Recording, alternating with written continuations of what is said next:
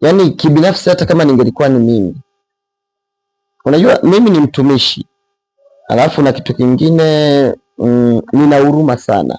So ila pamoja na kuwa mtumishi na huruma yote nilionayo, it is true ningefanya hivyo, kwa sababu mtu yeyote anayewekwa kwenye madaraka lazima kwanza ashibe, namba moja.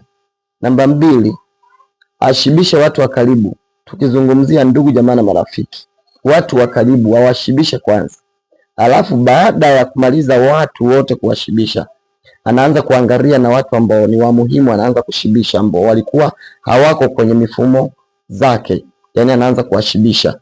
Mtu yote akimpendeza anamshibisha. Yote hiyo tunazungumzia ni shibe. Tukishamaliza sasa, ndo tunatakiwa tuwatafute watu baki. So kiongozi yoyote lazima aanze kushiba yeye, ashibishe ndugu jamaa na marafiki. Akimaliza kushibisha ndugu jamaa na marafiki, ashibishe watu ambao watakao wapenda yeye. Akishamaliza ndipo sasa auangalie watu baki. Mbona kama tunajitoa fuse hivi hivi? Ungelikuwa wewe kweli ungeweza? Nikuulize labda, yani utumikie tu raia tu, tumikie raia afu malize ufe maskini wewe? Kitu kama hicho hata mimi simshauri kwanza rais. Yani hakikisha rais kwanza unatakiwa uheshimike, ushibe. Hebu ninaomba basi tuelewane hapa. Naona hapa kuna kitu kama vile hatujaelewana hivi. Mchungaji anakuwa kanisani. Anapokuwa kanisani mchungaji, waumini wanaomba ili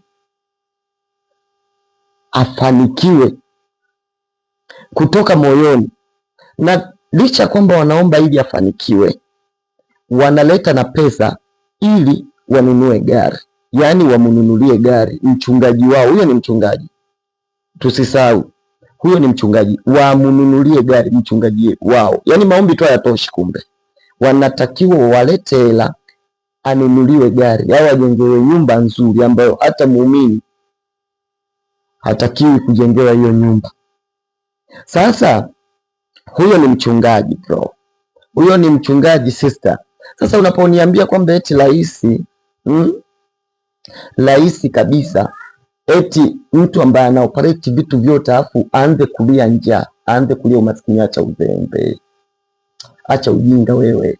Hawezi, yani kitu ambacho tunatakiwa tuelewe kwamba huyo ni rais wa nchi. Kwa hiyo ili aweze kufanya majukumu yake lazima asiwe na njaa. Jamani, yani hata kama mungemchagua nani, hata kama mungemchagua padri, hata kama mungemchagua